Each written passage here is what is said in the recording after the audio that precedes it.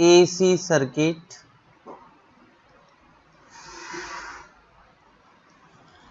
containing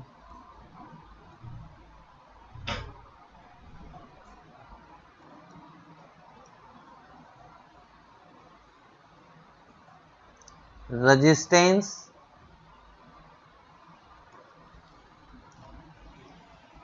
inductance,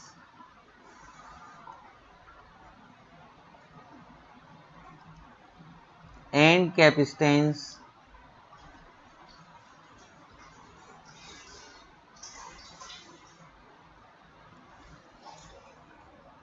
in series.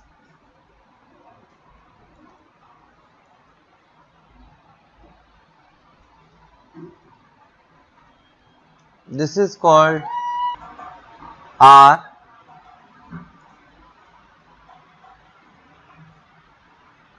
L and C connected in series through the AC voltage. E is equal to E0 sin omega t. Let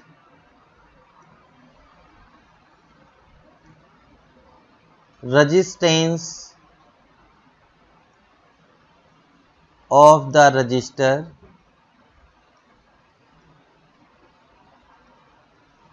R, capacitance of the capacitor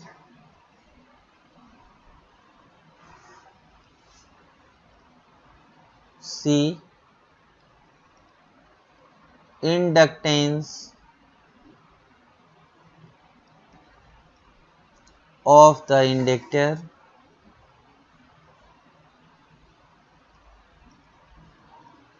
L, and the applied AC voltage E is equal to E0 sin omega t. This is R, L and C. Now the voltage drop across the resistor VR, across the inductor VL, across the capacitor VC. Let at any time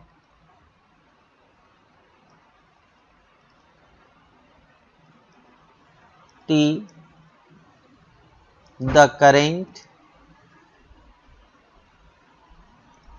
through the circuit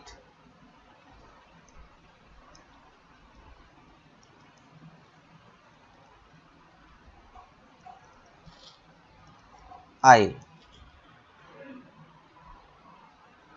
This is I,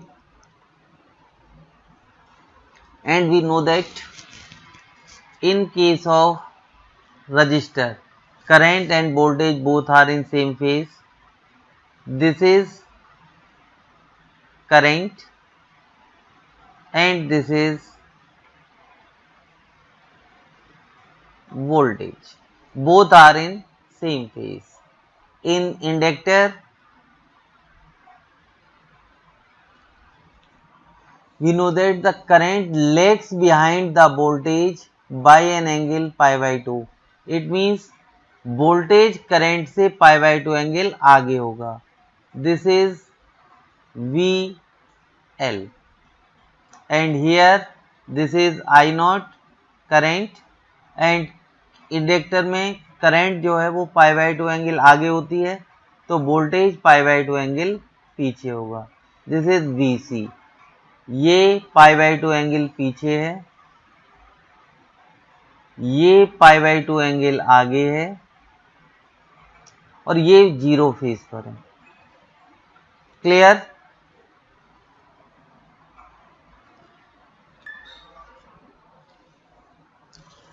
the vector diagram.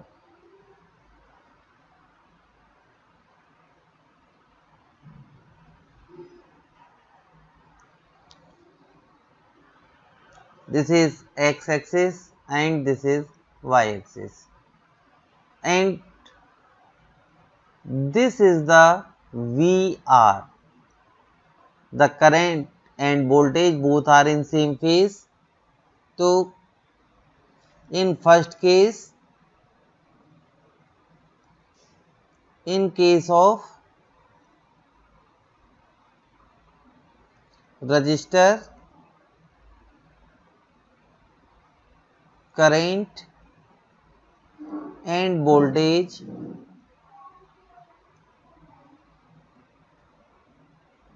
both are in same phase.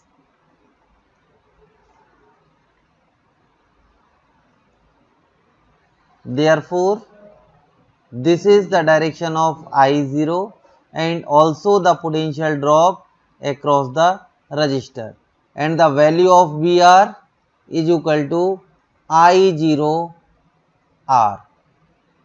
This is equation first. Direction along x axis. And second case, in case of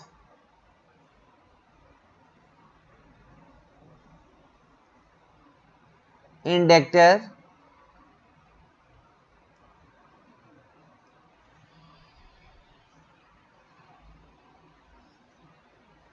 the voltage leads the current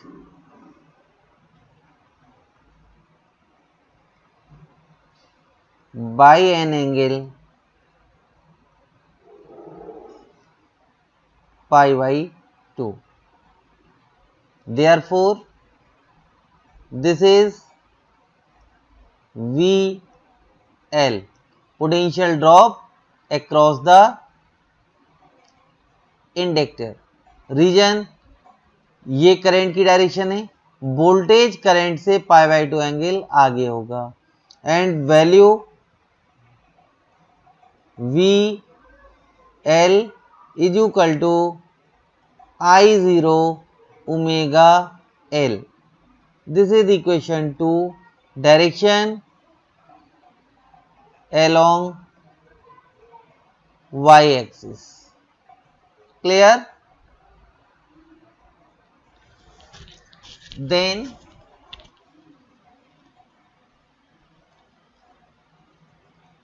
third case, in case of capacitor,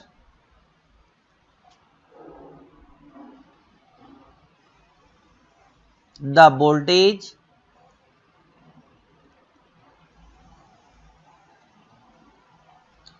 lags the current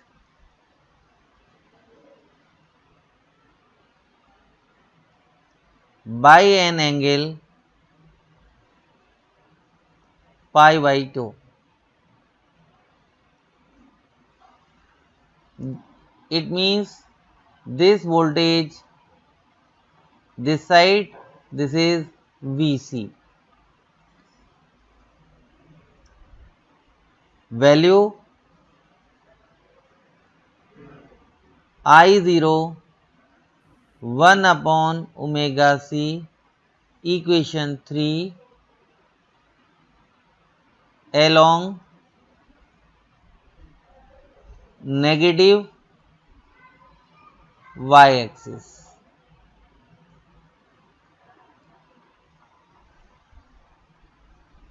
This is origin.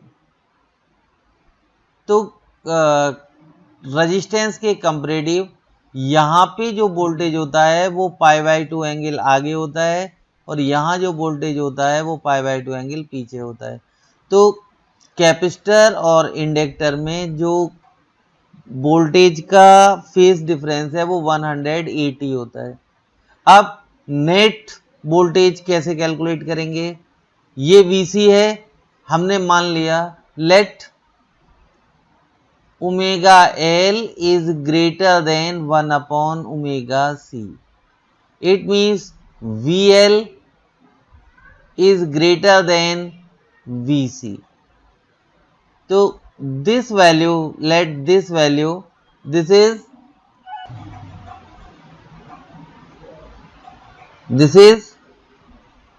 VL minus VC. Now the resultant complete the parallelogram, and this is the net voltage or V, and this angle is phi or delta, this is phi. Clear? Then the resultant V is equal to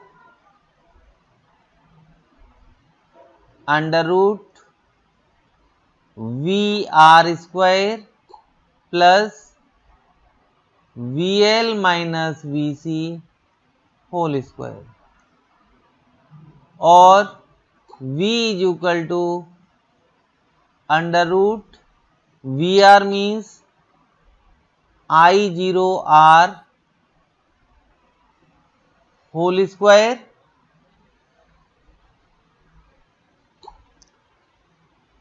plus I0 omega L minus I0 1 upon omega C whole square,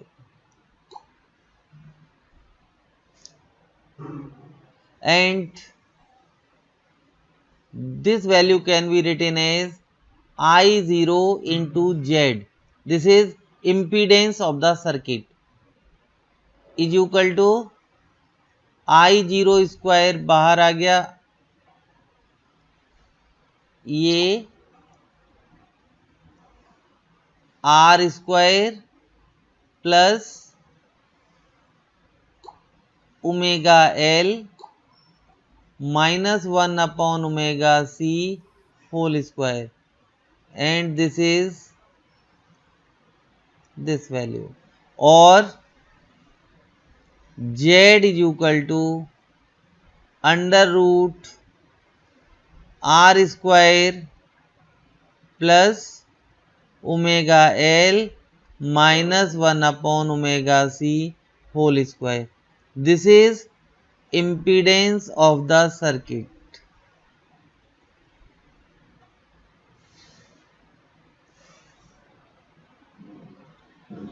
Clear? Then phase angle,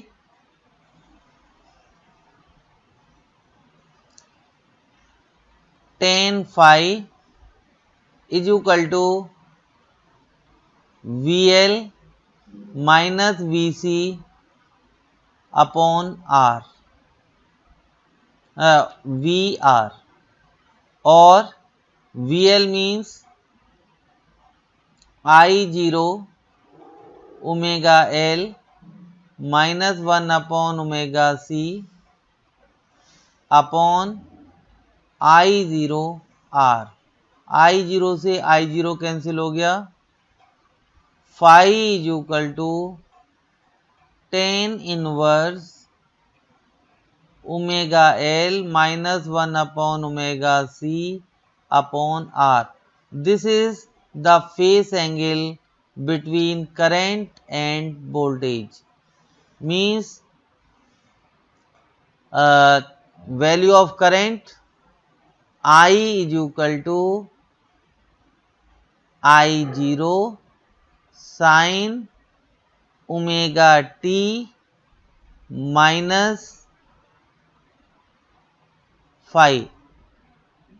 This is the value of current in this circuit, or phi is equal to tan inverse omega L minus 1 upon omega C upon R. Clear?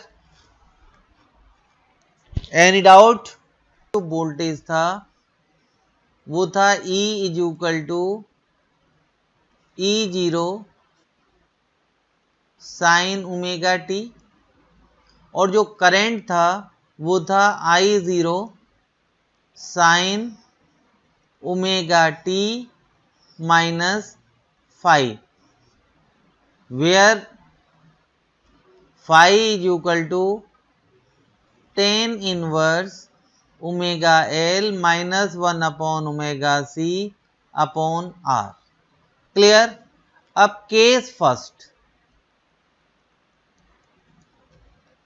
if omega L is equal to 1 upon omega C. In this case impedance of the circuit कितना था?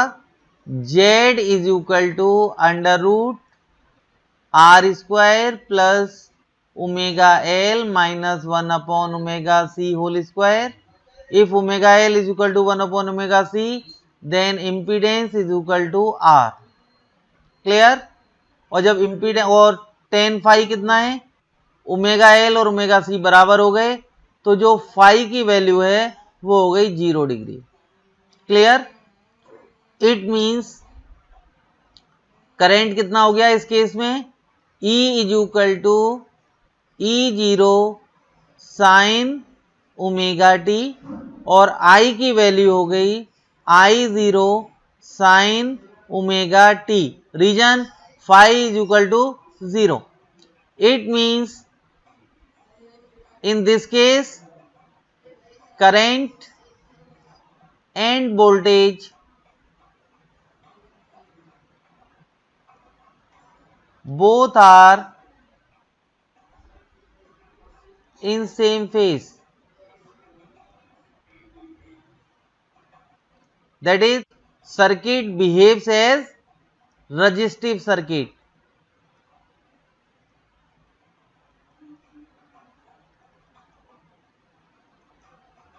Circuit behaves as resistive circuit. It means phasor diagram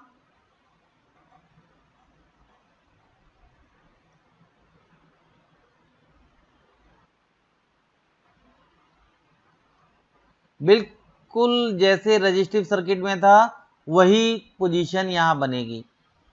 case second,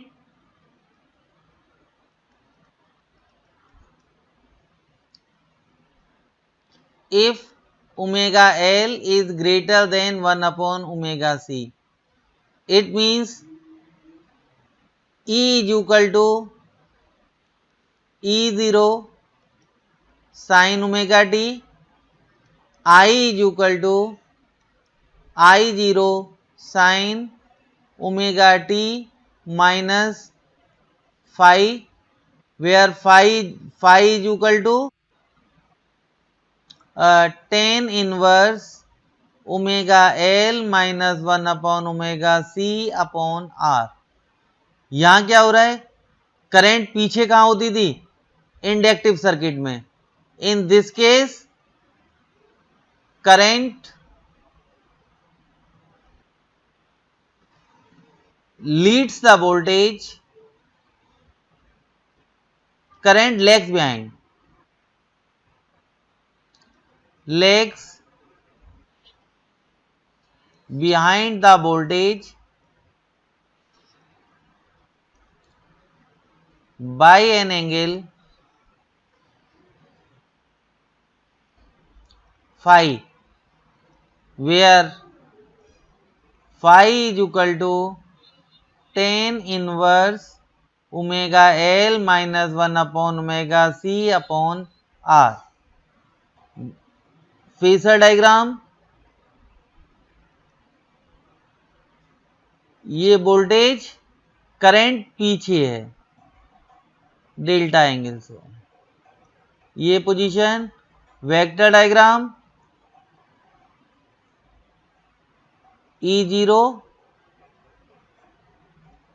omega T है angle, और current voltage से पीछे है, this is I0। ये जो angle है ये एंगल है आपका फाई, जहां फाई की वैल्यू क्या है, tan inverse omega L minus 1 upon omega C into are.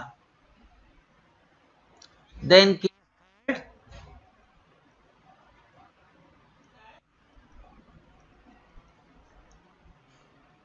if omega L is smaller than 1 upon omega c, then E is equal to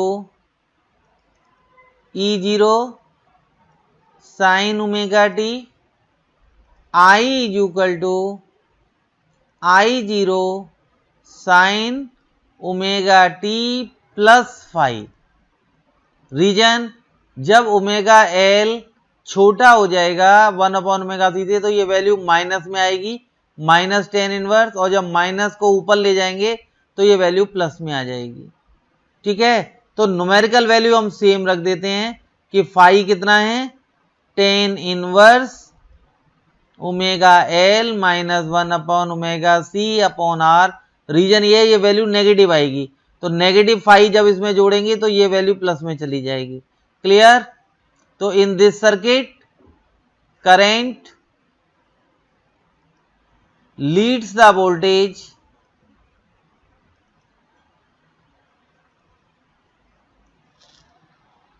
by an angle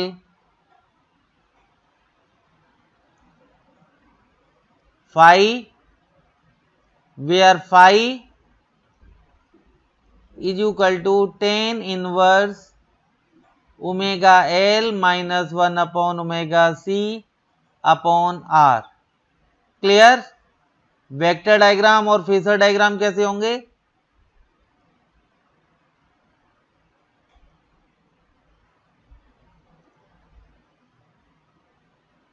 voltage current delta angle आगे है,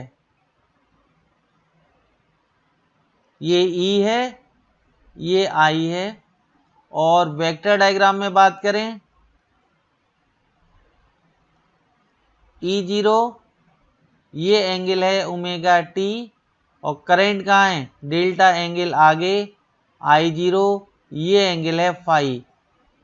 phi is equal to tan inverse omega L minus 1 upon omega C upon R. Clear? Resistance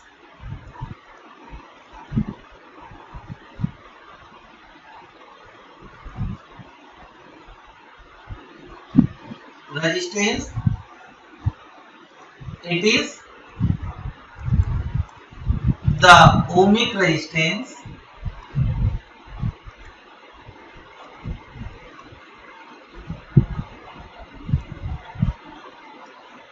it arises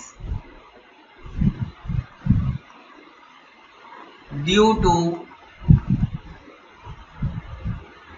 the material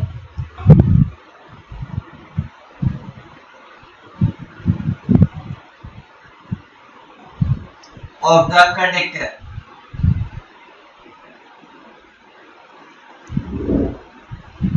unit ओम है इसकी। अब बात आती है reactance क्या है।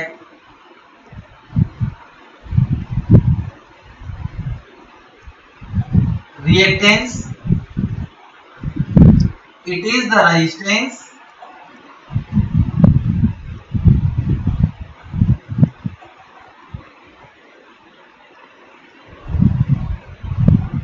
that arises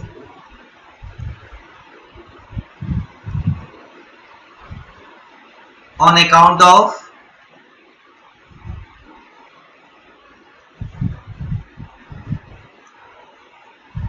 opposing EMF।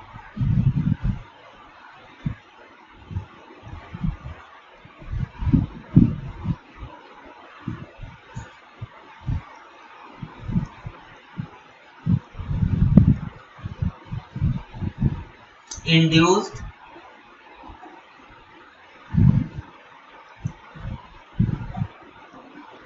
due to change in the strength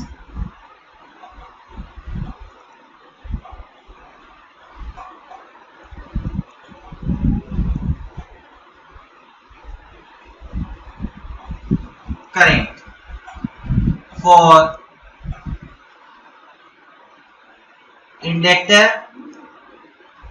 this is XL omega L. For capacitor, XC is equal to 1 upon omega C. देखो यहां ओमेगा क्या है, 2 पाई न्यू. न्यू क्या है, frequency of AC means. Frequency of AC means.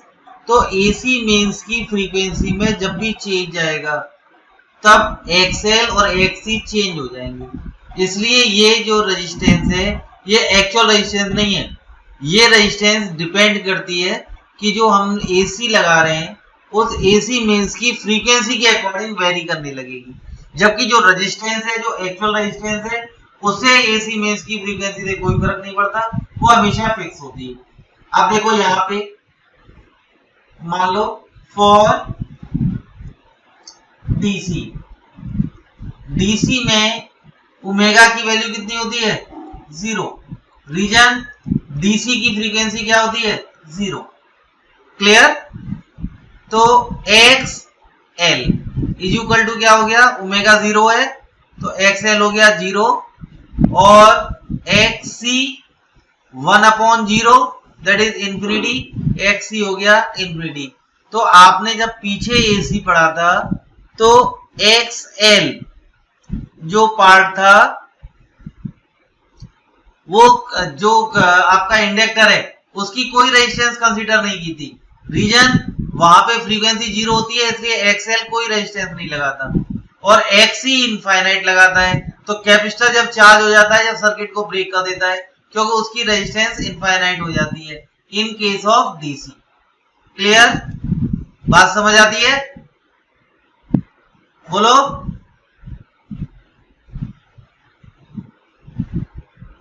कोई doubt? Then एक term इसमें use हुई है impedance.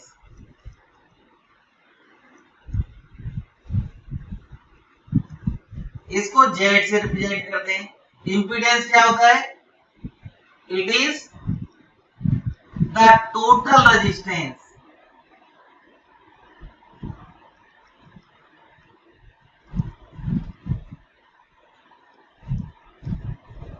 of the circuit.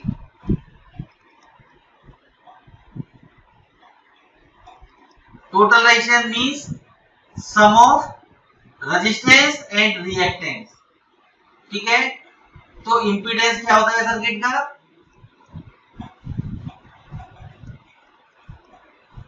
Resistance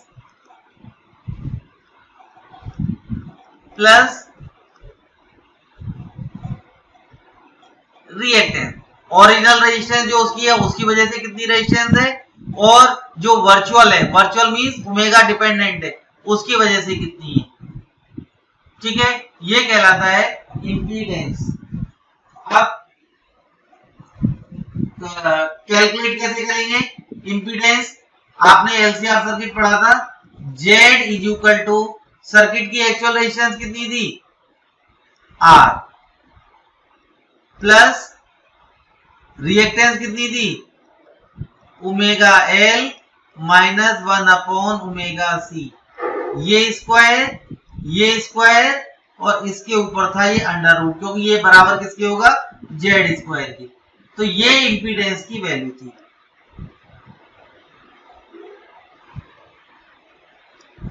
इसी को हम इंपीडेंस ट्रायंगल में इन्वॉल्व करते हैं.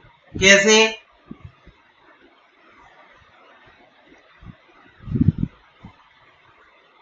ये ट्रायंगल है, इस ट्रायंगल में ये जो एंगल है ये फेस एंगल को रिप्रेजेंट करता है.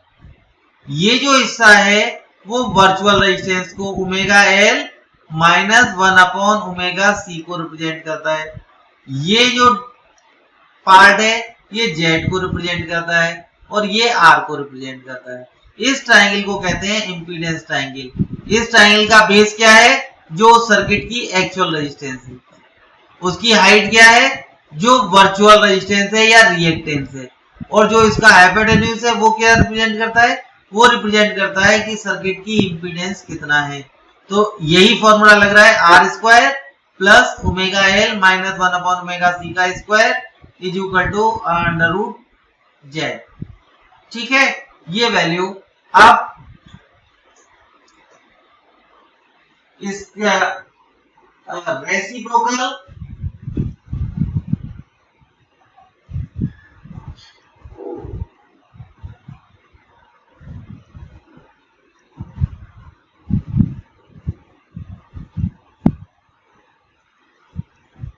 of impedance is called admittance.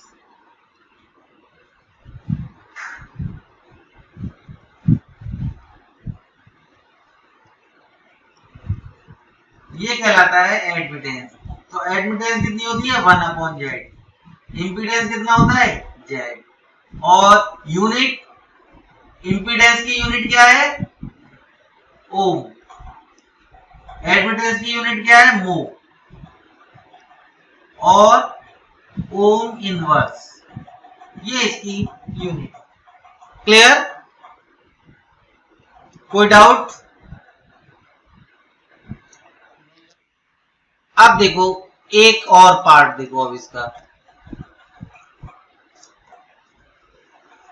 आपने सीरीज एलसीआर सर्किट पढ़ा था। सीरीज एलसीआर सर्किट में जब आपने करंट पढ़ी थी इन एलसीआर सर्किट, आई कितनी थी, E0 upon under root R square plus omega L minus 1 upon omega C whole square. ये करंट की वैल्यू थी। ठीक है, और टोटल करंट की बात करें तो इसमें लगा हुआ था साइन ओमेगा टी माइनस 5। ये करंट निकाला था आपने। ठीक है, यहां पे देखो पीक वैल्यू करंट की कितनी है, I0 is equal to E0 upon under root R square plus omega L minus 1 upon omega C का स्क्वायर। ये पीक वैल्यू है। Clear,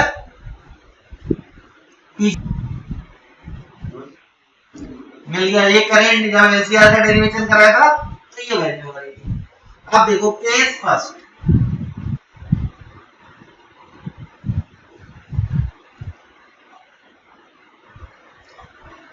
when the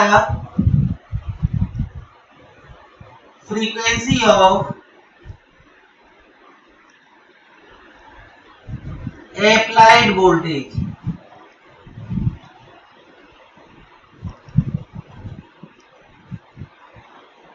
is very low, जब अप्लाइड वोल्टेज की frequency बहुत लो होगी, बहुत कम होगी, देन ओमेगा एल बहुत बहुत छोटा हो जाएगा 1 अपॉन ओमेगा सी से। ये बात समझ आती है? फ्रीक्वेंसी कहाँ है, ओमेगा एल में ऊपर है और 1 अपॉन ओमेगा सी में नीचे है। तो जब वैल्यू ओमेगा की कम हो जाएगी तो ओमेगा एल छोटा हो जाएगा। और इस एक्सप्रेशन से मान लो मैं ऐसे नंबर दे दूं इक्वेशन 1 या इसे कह दूं इक्वेशन 2। तो अगर इक्वेशन 2 में आप देखें ओमेगा एल बहुत छोटा है तो ये एक्सप्रेशन कितना हो गया, I0 is equal to E0 upon under root 1 plus 1 upon omega square C square. Clear, और डेल्टा कितना हो गया, tan inverse 1 upon omega C upon R. ठीक है, अब देखो यहां से ओमेगा सी, क्योंकि 1 अपॉन ओमेगा सी बहुत बड़ा है तो 1 अपॉन ओमेगा सी का जो स्क्वायर है वो और बड़ा हो जाएगा। तो अगर डिनोमिनेटर बहुत बहुत बड़ा है तो जो I0 है वो बहुत छोटी हो जाएगी, that is I0 tends to 0। ये बात समझ आती है? Reason √1 plus omega square C square tends to infinity. Clear? बोलो, सही है ना? अब इसका मतलब जब भी अप्लाइड वोल्टेज की फ्रीक्वेंसी बहुत लो होगी तो सर्किट में जो करंट होगी वो अप्रॉक्स 0 होगी। अब देखो second case,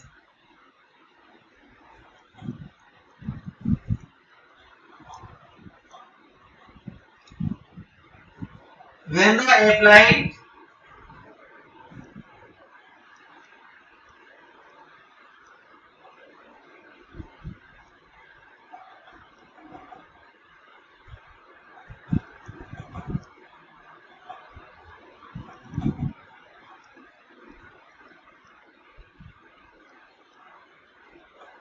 very high, then omega L very greater than 1 upon omega C. क्योंकि यहाँ क्या हो रहा है, ओमेगा बहुत बड़ा हो गया तो ये वैल्यू बहुत छोटी हो गई, तो ओमेगा एल बहुत बड़ा हो गया, 1 अपॉन ओमेगा सी बहुत छोटा हो गया।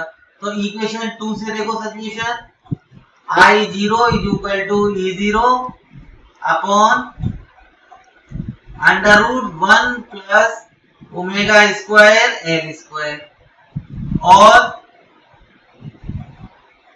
टेन फाइव, यहाँ डेल्टा मैंने पढ़ाया है आपको फाइव से, तो phi is equal to tan inverse omega L upon R. अब आई की पोजीशन क्या होगी, अप्रॉक्स 0। रीजन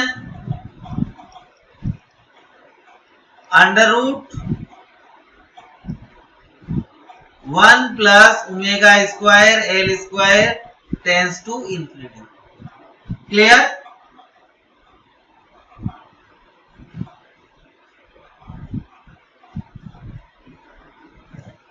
यहां तक बात समझ आती है?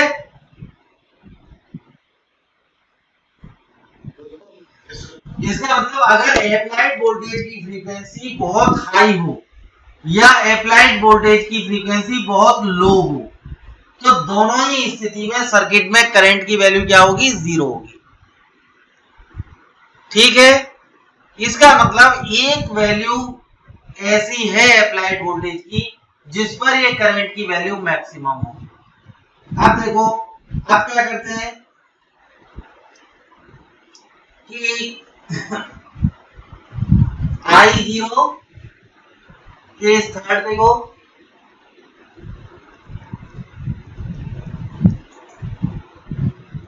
If omega L is equal to 1 upon omega C. इसका मतलब क्या हुआ, अप्लाइड वोल्टेज की फ्रीक्वेंसी इस ढंग से एडजस्ट की है कि ओमेगा एल की वैल्यू 1 अपॉन ओमेगा सी के बराबर हो गई। तब सिचुएशन क्या होगी, I0 is equal to E0 upon √r square plus 0। Reason 1 upon omega L और 1 अपॉन ओमेगा सी बराबर है तो ये वैल्यू 0 आ गई। तो करंट की वैल्यू कितनी हो गई, E0 upon R। This is maximum current in the circuit. ये उस सर्किट की मैक्सिमम करंट है। अब देखो इस सिचुएशन में क्या आएगा, इस वक्त जो फ्रीक्वेंसी होती है सर्किट की वो कहलाती है रेजोनेंट फ्रीक्वेंसी।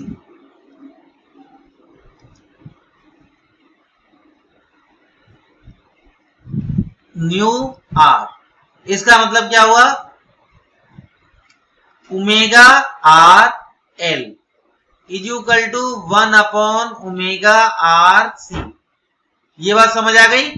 ओमेगा आर क्या है, रेजोनेंट एंगुलर फ्रीक्वेंसी, और omega R square is equal to 1 upon L C, और omega R is equal to √1 upon L C. ये रेजोनेंट एंगुलर फ्रीक्वेंसी है सर्किट की। यहीं से न्यू आर भी कैलकुलेट कर सकते हैं। अब देखो यहां कैसे, nu R is equal to 1/2 pi under root 1/LC। ये कहलाती है resonant frequency of AC means. अगर किसी भी एसी मीन्स में ये फ्रीक्वेंसी हम अप्लाई कर देंगे तो सर्किट रेजोनेंट सर्किट कहलाएगा। और जब ये ओमेगा एल और ओमेगा सी एक दूसरे के बराबर होती है तो सर्किट कहलाता है रेजोनेंट सर्किट।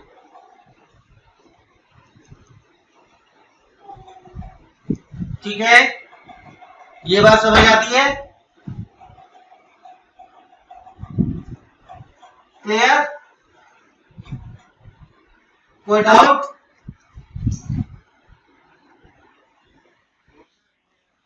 अब जब सर्किट रेजोनेंस होता है तो फिर उसकी कंडीशंस क्या होती है, ये न्यूमेरिकल में जरूरत पड़ेगी। तो रेजोनेंट सर्किट जब होता है तो first Z is equal to R होता है, means impedance of the circuit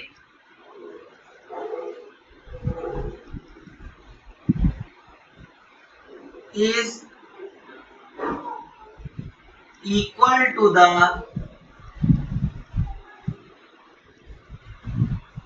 resistance of the circuit। उस सर्किट में जो एक्चुअल रेजिस्टेंस लगी हुई है उस रेजिस्टेंस के बराबर इंपीडेंस हो जाता है। तो न्यूमेरिकल में कई बार कंडीशन दे देते हैं कि जो सर्किट का इंपीडेंस है वो आर के बराबर है, तो इसका मतलब ये अंडरस्टूड है सर्किट कैसा है, रेजोनेंट सर्किट। सेकंड कंडीशन क्या है, phi equal to 0। It means the applied voltage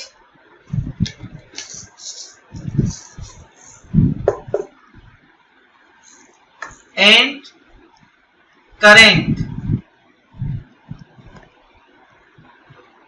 both are in same phase। Current और वोल्टेज सेम फेज में होते हैं। इसका मतलब क्या हुआ, circuit behaves as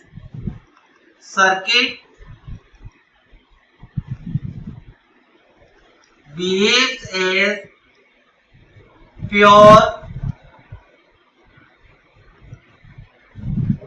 resistive circuit. Circuit pure resistive circuit की तरह बिहेव करता है। क्लियर? थर्ड कंडीशन क्या है, ये याद कर लो, ये सिलेबस से हट गया है, बस मैं बता देता हूं कि एक नंबर में कोई क्वेश्चन फंस जाए तो cos फाई, इसको कहते हैं पावर फैक्टर। तो ये cos फाई 1 के बराबर होता है। तो power factor of the circuit is equal to 1। Power factor circuit का 1 के बराबर हो जाता है। और एक और इंपॉर्टेंट बात,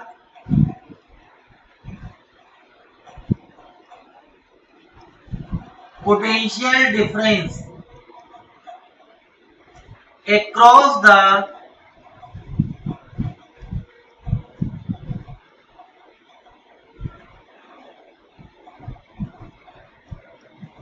resistance is equal to the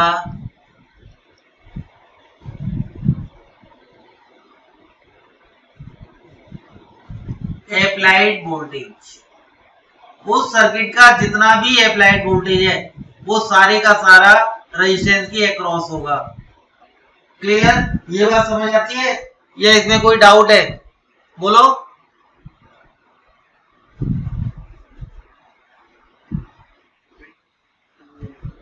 किसमें, ये न्यूमेरिकल में जरूरत पड़ेगी, इसकी जरूरत न्यूमेरिकल में पड़ेगी। देखो कैसे, ये आर एल और ये सी, ये अप्लाइड वोल्टेज है। तो जब सर्किट रेजोनेंट सर्किट होता है तो मान लो यहाँ E is equal to E0 sine omega T है, तो यहाँ जो वोल्टेज है वो अप्लाइड वोल्टेज के बराबर है, और इन दोनों के अक्रॉस जो वोल्टेज होगा वो 0 होगा, और जो टोटल अप्लाइड है E is equal to E0 sine omega T इसके अक्रॉस आ जाएगा। ठीक है, इस वक्त सर्किट कहलाता है रेजोनेंट सर्किट। जब भी अप्लाइड वोल्टेज सारे का सारा रेजिस्टेंस के अक्रॉस आ जाए तो वो सर्किट कहलाएगा रेजोनेंट सर्किट। ठीक है, और इस वक्त एक फैक्टर कैलकुलेट करते हैं जिसे कहते हैं क्वालिटी फैक्टर।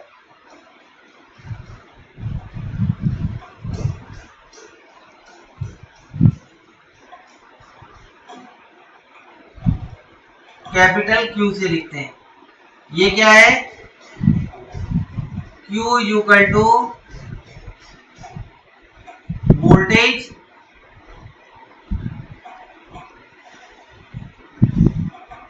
अक्रॉस इंडक्टर और कैपेसिटर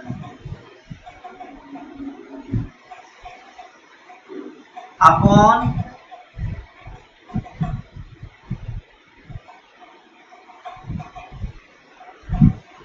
वोल्टेज अक्रॉस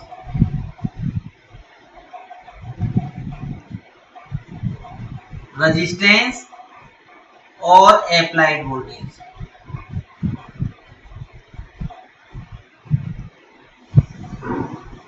ये क्या इंडिकेट करता है, ये अभी मैंने बात की कि इन दोनों के अक्रॉस वोल्टेज कितना होगा, 0। लेकिन अगर इसके अक्रॉस वोल्टेज मेजर करेंगे अकेले या इसके अक्रॉस वोल्टेज मेजर करेंगे अकेले, यहाँ पे बी मेजर करेंगे या यहाँ बी मेजर करेंगे, तो ये वोल्टेज अप्लाइड वोल्टेज से कई गुना, कई बार कई 100 गुना होता है। इस वक्त सर्किट वोल्टेज को हाईली एम्पलीफाई कर रहा होता है, लेकिन इंडक्टर और कैपेसिटर दोनों अपोजिट डायरेक्शन में प्रोड्यूस करते हैं, इसलिए दोनों का वेक्टर सम क्या हो जाता है, 0। लेकिन अगर अकेले एक के अक्रॉस देखें तो ये कई गुना, कई 100 गुना होगा। तो ये जो क्वालिटी फैक्टर है, क्वालिटी फैक्टर ये इंडिकेट करता है कि जब सर्किट रेजोनेंस सर्किट होगा उस वक्त वोल्टेज कितने गुना एम्पलीफाई हो जाएगा। मान लो किसी सर्किट का क्वालिटी फैक्टर 100 है, इसका मतलब जब सर्किट रेजोनेंस पे होगा तो अप्लाइड वोल्टेज से 100 गुना वोल्टेज क्रिएट कर रहा होगा। क्लियर?